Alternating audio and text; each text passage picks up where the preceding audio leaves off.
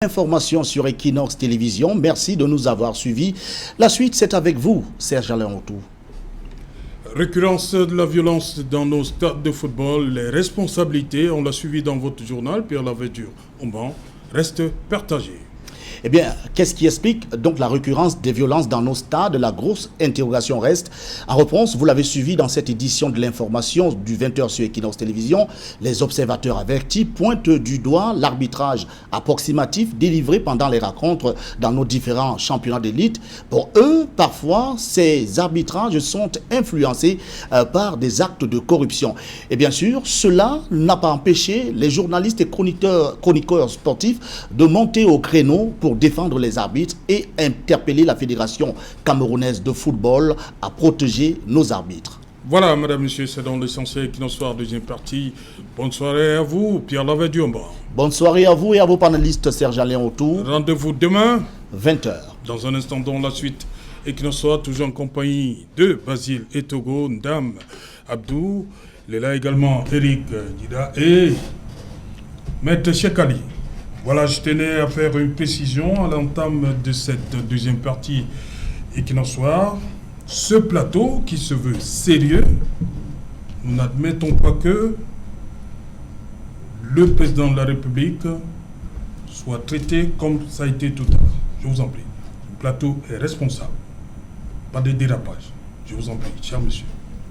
On respecte le président de la République, n'est pas là. Un autre pourra être là. Nous allons toujours respecter l'institution présidence de la République. Merci. Je tenais à le préciser. Voilà, Basile et Togo, vous avez vu ce dossier consacré à la violence dans nos stades. Il y a eu des tentatives d'explication, on va le dire comme ça. Les arbitres sont pointés du doigt. Malheureusement, c'est Serge Alain. Les premiers responsables. Malheureusement, Serge Alain, les violences faites à l'endroit des arbitres est récurrent dans nos stades. Pourquoi selon vous? Je pense que le reportage témoigne de la violence. La violence, n'est-ce pas, que subissent ces hommes. Je crois que un doigt accusateur est pointé, à tort ou à raison, est pointé sur ces personnes, notamment dans le cadre... les rencontres.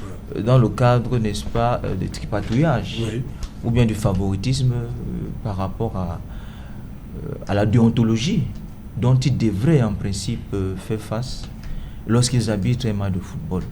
Et je crois que c'est là d'où vient généralement le problème. Mais, ma part, je pense qu'on ne devrait pas cautionner aucunement la violence dans un stade de football. Parce que, en fait, le sport, on doit le savoir, c'est d'abord un divertissement.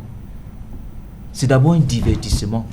Si vous considérez le sport comme un conflit, comme un jeu d'intérêt, c'est là où vous n'aurez pas compris l'importance du sport. Non seulement sur le corps humain, oui, mais aussi l'économie que dégage l'activité sportive, oui, pour la nation. Et cela ne donne pas à suffisance, excusez-moi le terme, le goût à certaines personnes d'aller assister à un match de football. Si mais on a parlé un élément, je crois le troisième élément, le deuxième, justement, on parle il y a des supporters qui devraient être éduqués, entre guillemets. Oui, je pense qu'il est important. Il faut éduquer les spectateurs qui vont... Il est important de sensibiliser, oui, les spectateurs sur leur comportement envers leur manière, n'est-ce pas, de définir un match de football. Il faut aussi penser à sanctionner sévèrement, oui, des personnes qui se livrent à ce genre de pratiques. Et qui se livrent à ce genre de pratiques. Et je crois pour ma part qu'il y a des caméras de sécurité dans les stades qui pourraient identifier de manière sûre et certaine, oui, cette personne-là et les éloigner des stades de football. Comme on a fait avec les hooligans, le phénomène. Tout à fait. Ou même il pourrait y avoir des poursuites pénales qui soient, n'est-ce pas, apposées à cette personne-là. Pour ma part, il est important, n'est-ce pas, de redéfinir, oui, ce que c'est qu'un match de football pour le spectateur qui y va. Oui. Et en plus, je crois que nous avons la responsabilité, nous, hommes politiques, qui exhortons dans les médias, de sensibiliser ces gens-là à l'effet de ne plus s'y livrer à de tels actes. Ok. Voilà. Maître Chekali, vous également, vous avez regardé ce phénomène de violence récurrent, il faut le dire, dans nos stades. Oui. On accuse le premier, on pointe du doigt les arbitres d'abord. Oui. Et d'autres ont ajouté la Fédération camerounaise de football aussi, qui ne sanctionne pas sévèrement. Oui, monsieur Serge Alain. Mais si vous le permettez, vous avez fait une mise au point tout de suite. Je me sens obligé de prendre juste une ou deux phrases. Oui. Tout à l'heure, lorsque j'ai dit que c'est une honte, je ne parlais pas du président de la République. Je parlais de la longueur du mandat. J'étais en train de dire aux représentants du PCRN que le fait d'avoir un président qui soit au pouvoir depuis 40 ans n'est pas une référence. Je ne parlais pas de l'âge du président de la République. Pour moi, vivre jusqu'à un certain âge est une grâce. Je serais malvenu de me plaindre que le président de la République ait vécu jusqu'à l'âge de 95 ans. Mais je disais ceci, que prétendre qu'un chef d'État qui ait duré 40 ans au pouvoir fait de notre pays une référence ou un exemple à suivre, ça, ce n'est pas du tout mon avis. Je me suis senti obligé de le dire parce que, vous le savez, je suis l'un de vos intervenants les plus pondérés. Depuis que je suis entré en politique, je n'ai jamais profité de ma présence dans un média pour adresser des injures ou des invectives contre une personne dénommée. Je critique les actes, je critique les façons d'agir. Et là, à chaud, lorsque le représentant du PCRN a dit qu'avoir un président qui est en exercice depuis 40 ans, j'ai dit non, mais ça, ce n'est pas une référence. Avoir un chef d'État qui est 40 ans, ce n'est pas un exemple à suivre pour les autres nations. Les autres nations nous considèrent plutôt comme la risée. C'est ce que j'ai voulu dire tout à l'heure. Okay. Je crois que vous m'avez mal compris. Allons-y donc. Le stade. Oui. Qui est responsable de cette violence-là récurrente? Déjà, le stade n'est que le reflet de la société dans laquelle nous vivons. Oui. Premièrement, la corruption a tellement gangréné toutes les institutions de la République, toutes les institutions camerounaises, que les supporters de football, naturellement, considèrent à tort ou à raison, je ne sais pas, que les arbitres aussi, comme tous les officiels camerounais, sont des corrompus. Mais je ne vais pas trop m'aventurer sur ce point, Serge Alain Autou. À mon âge, dans 3 jours, j'aurai 36 ans. Je n'ai jamais regardé un match de football, que ce soit à la télé ou en présentiel. Pourquoi? J'aime à m'occuper des choses sérieuses. Pour moi... Le football, c'est pas sérieux? C'est un jeu. Le football, c'est un jeu. Oui. Alors, que dirait mon vieux père s'il me voit en train de jouer au game, par exemple? Il ne va pas apprécier. Il ne va pas apprécier? Oui, c'est un divertissement. Je suis pour lui, son fils ne devrait pas... Oui, je suis issu d'une société où les divertissements s'arrêtent à l'âge de 7 ans. Quand vous rentrez de la circoncision, vous êtes un homme, vous vous occupez des affaires sérieuses. À partir de 8 ans? 7 ans. La circoncision... À partir de 7, donc après 7 ans, après 7 ans, vous êtes un homme. Oui, c'est pour ça que... Plus de jeu, rien. Oui, c'est pour ça que dans les pays du Sahel, on dit la case des hommes. La case des hommes, ça veut dire c'est la case où on fait la circoncision. Quand vous rentrez de la circoncision, vous intégrez la société des adultes. Et les adultes ne s'occupent pas de divertissement. Mais si vous voulez mon opinion, contre le représentant du RDPC parlait de sanctions, de poursuites pénales et tout. Chez nous, les pénalistes, nous disons la certitude de la sanction dissuade plus que la sévérité de la sanction. Si vous ne voulez pas de débordement dans le stade, il faut mettre les moyens. Tout à l'heure, j'ai vu des gens en furie qui poursuivaient un monsieur en noir. C'est vous qui m'avez dit que c'est un arbitre. Vous ne pouvez pas avoir... Oui, non, ils sont plus en noir. Il avait un... Oui, c'est vous qui m'avez dit que c'est un arbitre. Franchement, moi, lorsque je regarde un match de football, je ne distingue pas qui est gardien, qui est... Par exemple, nous sommes sur ce plateau de télé, lorsqu'il y a un match, je le regarde avec vous, je ne peux pas m'éclipser. Vous avez dit que vous ne regardez pas les matchs. Oui, mais vous Non, pouvez. si J'ai vous dit, je n'ai regardez. jamais regardé un match de football du début jusqu'à la fin. Ah, Lorsque je suis quelque part et qu'on met un match, je laisse un intervalle, un laps de temps congru, 10-15 minutes, le temps de me retirer poliment. Voici, dès qu'on met le match, je me lève, je pars. Ce que je n'ai pas été poli, j'ai manqué au devoir de courtoisie. Mais de façon plus sérieuse, mon cher, de façon plus sérieuse, vous ne pouvez pas envoyer trois policiers dans un stade de football et vous attendre à ce qu'ils puissent protéger un arbitre, puisque un ou deux, dans un match de football, il semble qu'il y a jusqu'à 2 arbitres. Bon. Pour protéger 2 arbitres contre 5 000, 10 000 personnes, ça ne se peut pas. 4. Ah, 4, oui. Non, voilà, vous envoyez 3 policiers pour défendre 4 arbitres. Alors qu'il y a peut-être 5 000 spectateurs, 10 000 spectateurs. Il faut des moyens conséquents.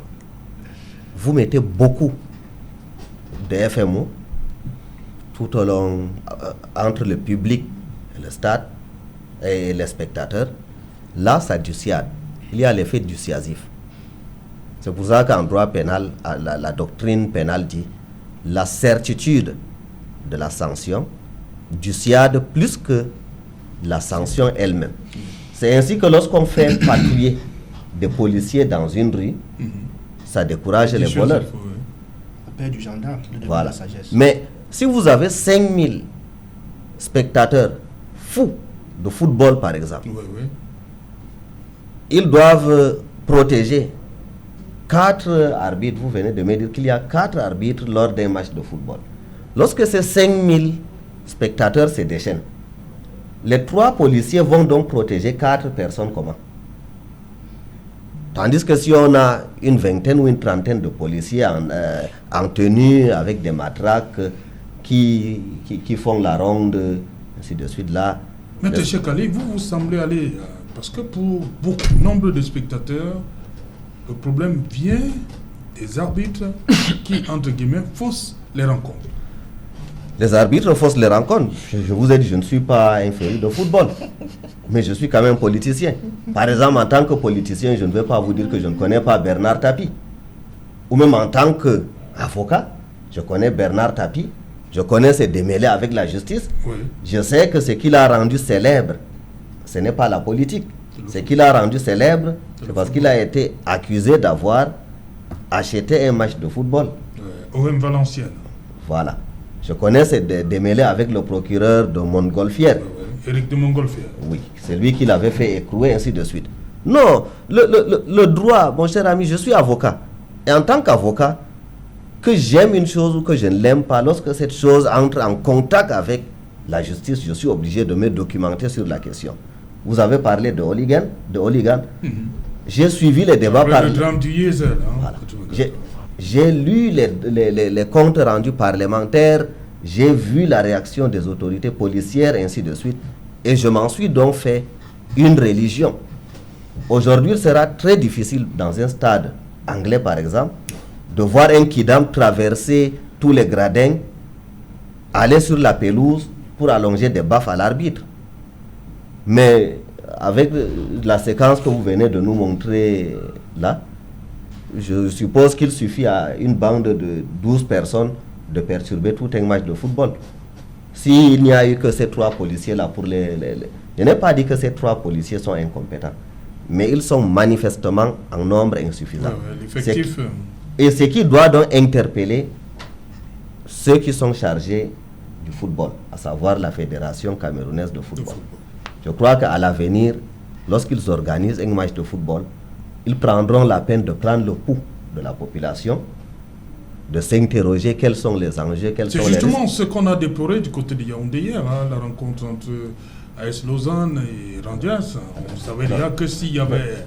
Mais Monsieur Serge Allais, ce qu'on redoutait est fortement arrivé malheureusement. Monsieur du côté Serge Allais, du stade annexe d'Olymbe. Monsieur Serge Allais, Oui. j'espère que vous rendrez justice à ma formation politique. Vous voyez, ils vous ont envoyé quelqu'un qui ne connaît rien du football, mais qui, lorsque vous lui donnez les données du problème, il ne vous donne pas des réponses insensées ou bien des réponses tirées d'un chapeau. Oui. Je vous ai dit, bien que je n'ai jamais assisté à un match de football, du début jusqu'à la fin, je vous ai dit que lorsqu'il y a un match avec des enjeux élevés, la fédération chargée de football devrait déployer des moyens conséquents pour faire barrage entre le public et, d'une part, les joueurs, les officiels du match et les arbitres, d'autre part.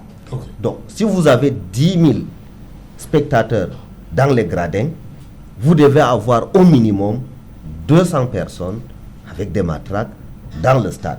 Non pas pour brutaliser la population, mais parce que de par leur seule présence, ils vont dissuader les éventuels fauteurs de troubles. Okay.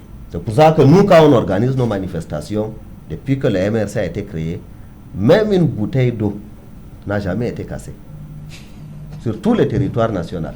Attendez, même si un militant du MRC est en train de boire, la bouteille tombe. Je vous donne un exemple. La bouteille ne va pas se casser. Je vous donne un exemple. Lorsque le président élu Camp est venu à Douala pour installer les bureaux régionaux qui venaient d'être élus, nous avions 150 militants. 150 militants spécialement chargés de collecter les bouteilles vides. Après notre cérémonie qui a été une réussite saluée par la majorité des partis politiques honnêtes, nos militants ont ratissé le terrain, ils sont partis et on a laissé le stade aussi propre qu'un sous-neuf. Plus que ce que nous avions trouvé. Comment ça? Nous en avons profité pour donner un coup de propriété là-bas. C'est une habitude chez nous. Nos militants organisent des journées d'investissement humain. Vous les voyez souvent avec les choisibles, les gens dans les caniveaux. Ils débouchent les caniveaux, ils nettoient les rues. C'est une philosophie chez nous. Ok, merci. Nous sommes un parti citoyen. Ok, merci. Voilà, Eric, sur cette violence récurrente, de plus en plus dans nos stades, l'explication pour vous? Oui, même si, comme Maître disait tantôt, que le football est un jeu, Maître, vous devez savoir que le football aussi est un métier pour certains téléspectateurs. Raison pour laquelle vous allez voir pulluler un peu partout dans les grandes villes, les sociétés... Je n'ai pas dit que c'est un seul métier. En fait, c'est une information. Vous n'êtes pas... Vous avez dit que vous ne vous intéressez pas dans le football. Donc, il y a une recrudescence des créations des sociétés de football, de paris et autres. Donc on peut comprendre donc que le football aujourd'hui, pour certains, c'est un métier. Des jeux, des paris. Des paris, tout à fait. Donc, sur le football.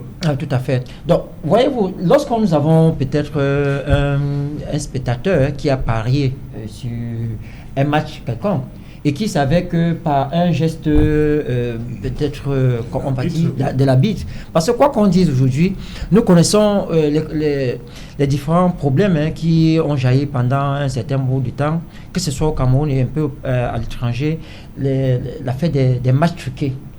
On en comprend donc que parfois les arbitres sont achetés, il faut le dire, même si le président des arbitres ne peut pas l'avouer. Nous connaissons déjà même que, ne serait-ce qu'au niveau local, dans nos petites rencontres que nous avons souvent au bas de l'échelle, au quartier, nous avons souvent, on le sait, on a des arbitres qui sont comme ça achetés au profit de ceux-là qui peut-être pourront donner une grosse cagnotte. Raison pour laquelle on va évoquer le phénomène de la corruption au Cameroun. Parce que le football aujourd'hui a cette gangrène qui aussi est inféodée au niveau du corps arbitral. Donc, on a des arbitres qui sont corrompus et qui sont, on peut comprendre aujourd'hui pour ceux-là qui sont victimes, qui se retrouvent comme ça, on va le dire, comme ça, ceux-là les brebis galeuses qui écopent de ce que certains de leurs collègues, arbitres, ceux de la coopération, essayent de faire avec eux. Donc, on peut comprendre cela, ça peut s'expliquer, la corruption qui peut être à l'origine de... Et puis, il y a aussi un autre volet. Dans le football, Maître, c'est encore peut-être une information. Vous savez, il y a ceux-là qui qui pour eux, comme pour vous, le droit c'est une passion. Il y en a aussi des Camerounais dont le football est une passion. Donc au-delà même du fait que le football soit une passion pour certains citoyens, il faudrait que ceux-là essaient de dépasser cette passion. Et pour comprendre finalement que même si il y a un match, qu'il y a un match d'envergure, un derby quelconque, on veut toujours à la fin une équipe qui va remporter. Il faut accepter le fair play, effectivement. Donc on doit accepter cela. Bon, mais je vais convier Maître vraiment à s'intéresser au football parce que quoi qu'on dise, le football aujourd'hui est une activité qui réunit tous les partis les partis politiques au Cameroun. D'ailleurs, c'est votre président qui avait un ballon dont il avait dit qu'il allait tirer et marquer. C'était le penalty, non? Mais je me pose la question. Le penalty qu'il a magistralement tiré. Et il avait marqué? Bien évidemment. D'accord. Venant d'un fidèle allié du RDPC, vos sarcasmes ne m'étonnent nullement. D'accord. Si vous voyez donc que votre président, lui, il est intéressé au football, je pense qu'il faudrait peut-être que vous soyez aussi... C'est ça qui différencie le MRC des autres partis politiques. Le président élu Kamto peut aimer le football. Vous comprenez? Mais il ne me forcera jamais à aimer le football, tout comme je ne le forcerai jamais à s'intéresser à mon jeu favori, qui est le Scrabble. Si j'ai des enfants, le jour où j'en aurai, si Dieu m'en donne, je vais initier mes enfants au Scrabble, aux échecs. Mais c'est un jeu qui développe le cerveau. C'est scientifiquement prouvé. Oui. Tandis que, pour ce qui est de la santé, le sport donne la santé, je vais encourager mes enfants à faire la marche à pied, la course, parce que là, il n'y a pas d'enjeu financier. La marche à pied? Oui, j'en fais énormément, M. Serge Alain Autou. Je ne suis jamais venu à une de vos émissions en taxi. Je vais toujours à pied. Comment ça? Si. Je quitte de mon cabinet, je vais aux audiences à Bonanjo à pied. Oui. Si je ne suis pas en retard, je ne prends le taxi que lorsque je suis en retard. Quand vous venez à Equinoxoise, c'est à pied également? Évidemment. Pourquoi? Il y a trop d'embouteillages, c'est ça? Non. Lorsque je marche à pied, je suis seul avec moi-même. Ça me permet de mettre mes idées en ordre. Avec votre permission, comme parler de la marche à pied. Il y a de cela quelques années, j'étais très régulier dans un restaurant sénégalais. J'étais jeune avocat stagiaire, je laissais des pourboires à la serveuse. J'avais ma table attitrée et tout. Alors un jour, elle était dans le taxi, elle m'a vu traverser le pont du Vouri à pied. Elle était tellement surprise. Le lendemain, quand je suis arrivé, elle m'a dit qu'elle m'a vu traverser le pont de Bonabéry à pied. Pour aller au restaurant ou à l'hôtel? Pour aller à Bonabéry. J'habitais à Bonabéry à l'époque. Ah, ok. Je travaillais à Akwa, j'habitais à Bonabéry. Alors du coup, étant dans le taxi, elle a vu ce client qui lui laissait de temps en temps des pourboires marcher à pied. Elle s'est dit que c'est sûr que le client traversait un moment de gêne financière. Elle a failli descendre pour me donner de quoi prendre le taxi. Je lui ai dit non, lorsque je sors vite du travail, si je sors du travail à 17h, je préfère rentrer à Bonabéry à pied parce que ça me permet de ressaser tout ce que j'ai fait en journée. Ça me permet de relire mentalement mes cours. C'est-à-dire, quand vous lisez, c'est un peu comme un mammifère qui broute de l'herbe. Et maintenant, quand vous marchez, vous ruminez ça. Peut-être c'est l'héritage de mon... C'est mon atavisme Mbororo qui ressurgit. Mes ancêtres faisaient des centaines de kilomètres à pied. Nomadisme pastoral. Mes grands-parents, c'est-à-dire le père et la mère de mon papa, sont allés en pèlerinage à la Mecque à pied. À pied. Lorsque j'étais étudiant en Gaoundéré, j'allais à l'université de Dang à pied. Pas parce que je n'avais pas l'argent de taxi, mais parce que naturellement... Vous êtes aussi parti de Gaoundéré pour Douala à pied? Non, mais le plus long trajet que j'ai fait à pied, c'est Mokolo Maroua. Mokolo Maroua à pied? Oui. 79 km, nous les avons fait à pied. En combien de semaines? Non. À peu près en 26 heures. 26 heures? Oui. On a couvert 79 km en 26 heures. C'est-à-dire parti à 20 heures, nous sommes arrivés le lendemain à 22 heures. Donc, pour ce qui est de la... et ça vous permet de ralentir la vieillesse. Effectivement. La marche à pied. Oui. Ça de la vérité. Et bon, c'est vrai, si vous êtes opposant, je ne vous le conseille pas trop quand même. La marche à pied? Oui.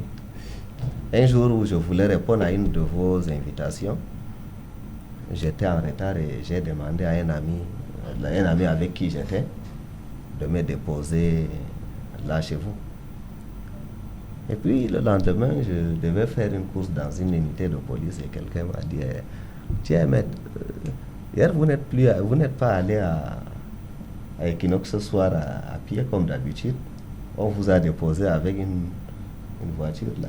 Vous avez peur d'être enlevé. C'est ce jour que j'ai compris que beaucoup de vos invités qui viennent ici font d'une attention constante de la part de certains de nos cousins qui aiment à s'occuper de ceux qui ne leur regardent pas. Donc, merci. Voilà, rapidement, Abdoundam, sur la violence. Non, vous non, bien évidemment. Ce que l'on peut dire, c'est qu'il y a deux problèmes qui se posent. Le problème du jeu et l'enjeu. L'enjeu prend le dessus sur le jeu. C'est aussi élémentaire que ça. Et il est important de faire la sociologie psychologique des Camerounais. Chacun de nous est sorti d'un village. Il est clair que chaque championnat qu'on a au village, ça termine par la bagarre. Il y a cette mentalité-là qu'il faut aller attaquer par là. Maintenant, après avoir évacué la dimension du comportement de l'homme camerounais, parce que c'est substantiel en lui, il faut donc évoquer la responsabilité de l'organe en charge du football. Dans des grands pays tels que les pays européens, vous verrez que la FECAFOOT, en dehors de la police qui assure la sécurité générale, la FECAFOOT en réalité a ses cordons de sécurité qui sont autour du stade. Si vous voyez Manchester, tout ça là, ils sont assis Tout à fait. pour empêcher toute forme de débordement. Même quand un joueur marque, il va vers le public, on empêche le public de toucher le joueur. Je crois que nous sommes dans un processus de professionnalisation du football. Et autre responsabilité, c'est bien entendu les forces de l'ordre. Il faudrait que nos forces de l'ordre puissent être davantage actifs pour limiter. Et autre élément, le comportement aussi des leaders de club. Il faudrait qu'ils comprennent que lorsqu'on crée un club, on ne doit pas gagner à tous les prix. Et posez-vous la question, à quel moment il y a ces bagarres-là? C'est quand on monte en D1 ou en D2, ou le maintien, c'est là où l'enjeu... C'était un problème d'enjeu. Voilà, l'enjeu devient énorme.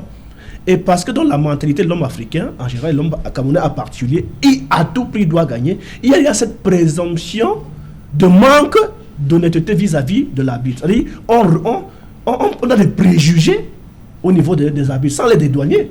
Il faut donc aller attaquer pourquoi est-ce que les arbitres le font. À partir du moment où on parvient à déterminer la responsabilité d'un arbitre qui aurait pris ce genre d'initiative, il doit être sévèrement sanctionné.